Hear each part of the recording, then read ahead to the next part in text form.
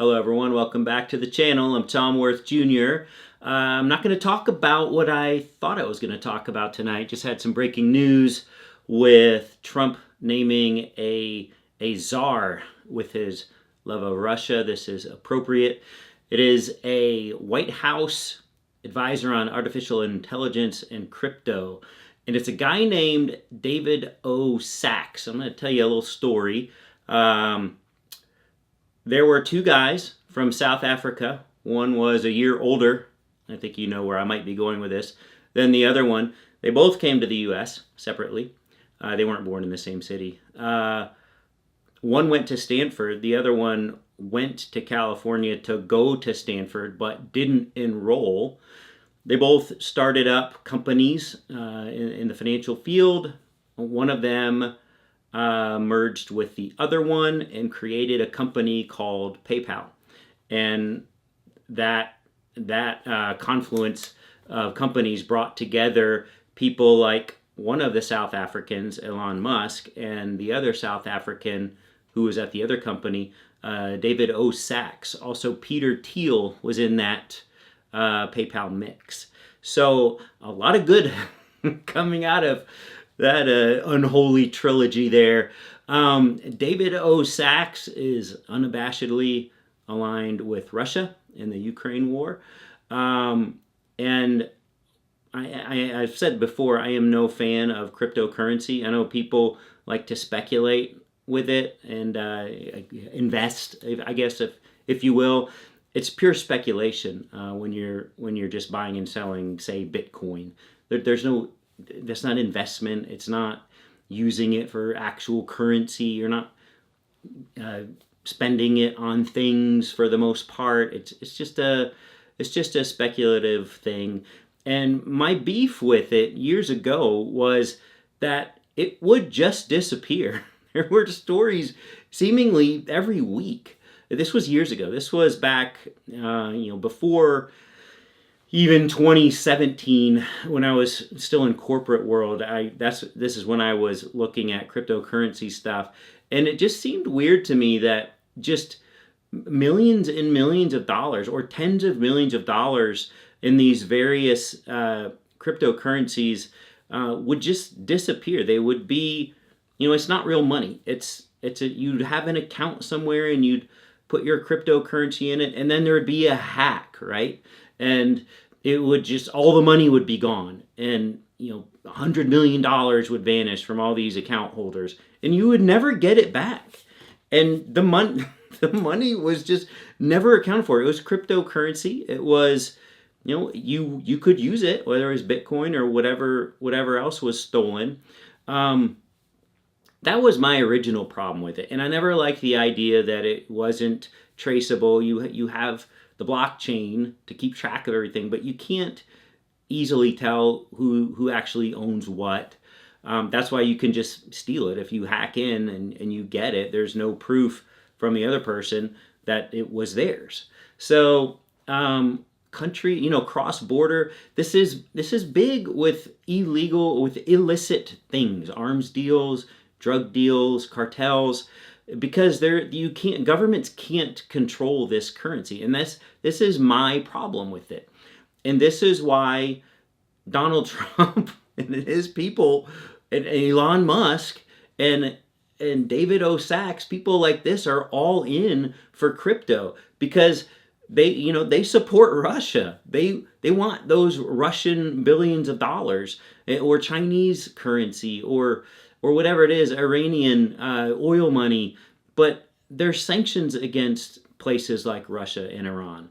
And you can trace, authorities can trace if you're dealing with entities in those countries. But if you're dealing with cryptocurrency, you can't. It's just a real problem with it. And that's why these people want it to be more mainstream. Donald Trump used to be very against cryptocurrency. And now he's all in because people like Elon Musk have gotten in his ear and offered him, all the money in the world to help get him elected in exchange for free reign to fully embrace cryptocurrency. So so that's Elon Musk and David O. Sachs, and this is, we all talked about this throughout the election cycle, that having people like this run amok is a real problem. But Donald Trump doesn't care as long as he gets his money, as long as he gets his power, and as long as he stays out of prison. And all those things are happening. And he has appointed David O. Sachs to be this created, it's not, nominated for a cabinet position. It's just a made up thing for White House advisor on AI and crypto. And it is just utterly ridiculous. I had several comments on the video last night about South Korea and martial law. And this was one guy told me, he starts out by saying, relax. I'm never going to relax. None of us should ever relax. First of all, this is my agitated state, so you can see I'm not exactly freaking out.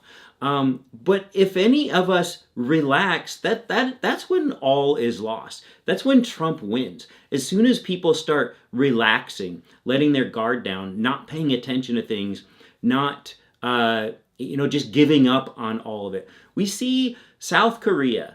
Dude just declares martial law at 10:30 at night. He has no basis for doing it. They don't even know if he had the power to do it. The National Assembly, which opposed him, but also everyone in his own party, revoked that martial law 6 hours later, and everyone just went home. Well, this is what Trump would do. He would just be watching something on TV, Fox News or CNN or MSNBC, in the middle of the night, or not even the middle of the night, 10:30 at night, and just get so pissed off and just go online and declare something that he has no power to declare. And then everyone would be in freak-out mode. Like, what do we do?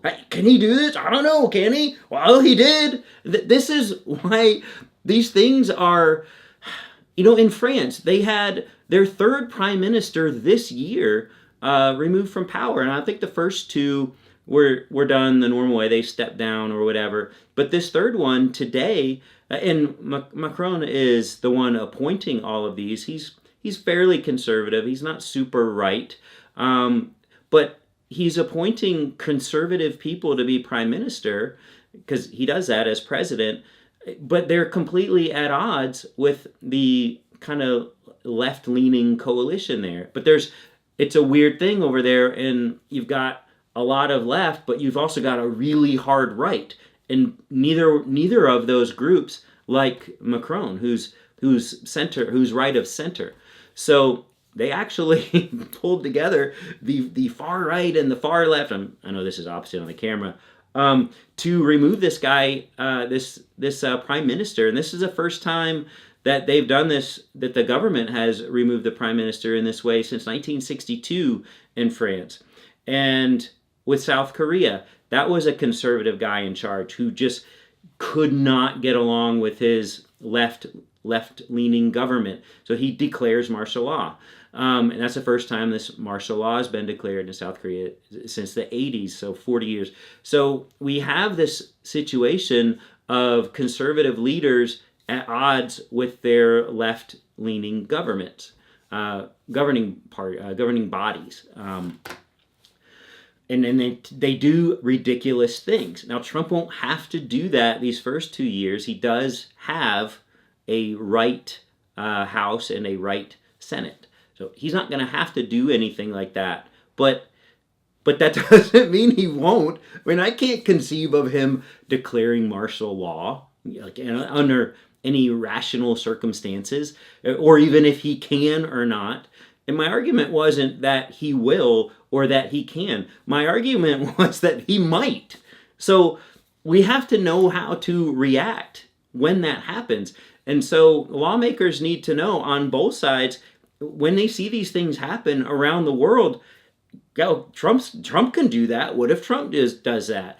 And then you would have, a Mike Johnson or someone, or one of my commenters saying, hey, relax, he can't do that, or he would have no reason to do that. We're not talking about what he can do or what he has reason to do. We're talking about what he might just decide to do and do it. This is why no one can relax here. And this is why making a move like putting Elon Musk's buddy, David O. Sachs, his old PayPal Mafia, in charge of AI and crypto. Those are big things right now in this world. They're huge. They're so impactful, probably more impactful, at least AI is, than anything right now.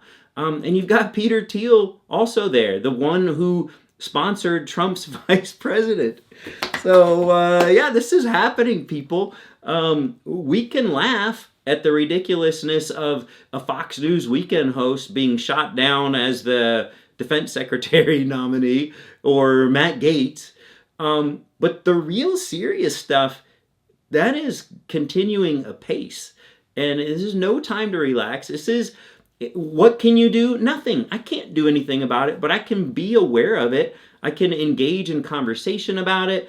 I can field questions or comments from watchers or from family members or from friends or people who talk about this stuff and say, well, he wouldn't do that or he can't do that, and set them straight. Like it doesn't matter what he would or could do. It's what he might do.